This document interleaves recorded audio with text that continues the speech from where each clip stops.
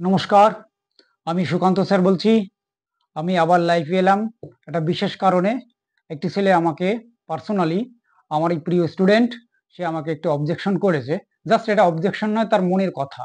যেটা হচ্ছে গিয়ে কিছু, কিছু টিচার আছেন যারা তাদের বাবা-মাকে গ্যারান্টি দেয়, মানে ওয়ারেন্টি দেয় যে আপনাকে ছেলেকে আমি অঙ্ক শিখিয়েই ছাড়বো। ১ম কথা বলি, এটা সম্পূর্ণ ভুল কথা।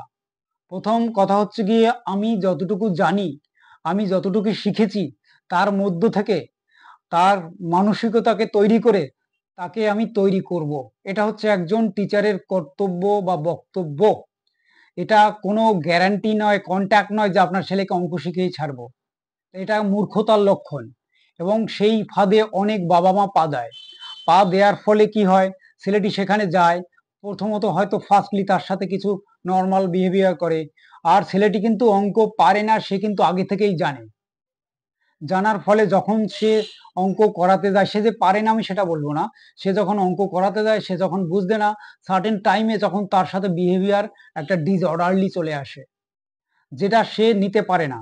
ফলে তার সাথে বিহেভিয়ারটা অন্যদের থেকে খারাপ হতে শুরু করে। এবং যেসব বন্ধু-বান্ধব, হয়তো একটা টিচারের নাম্বার বা টিচারকে কেউ চেনে না, সেটা বাই মিডিয়ার মাধ্যমে হোক, বন্ধুদের মাধ্যমে হোক, সে সেই নাম্বারটা পায় বা তার সাথে যোগাযোগ করে।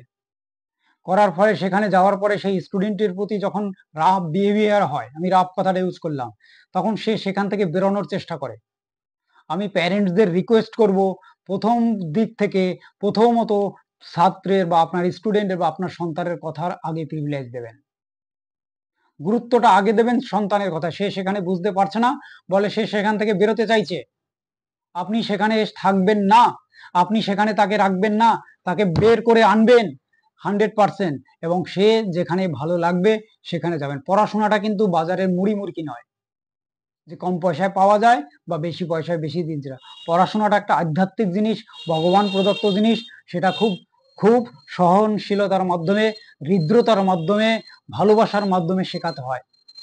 এবং সেটা যখন সে বুঝতে পারবে, তার কাছে খেয়ে না খেয়ে তখন সে দৌড়াবে। এবং সে কার কাছে যেতে পছন্দ করে সেটা আপনি ভালোভাবে দেখার চেষ্টা করুন, এবং সে দেখুন সে গিয়ে কতটা প্রোগ্রেস করে, তাকে টাইম দেওয়ার চেষ্টা করুন বন্ধু।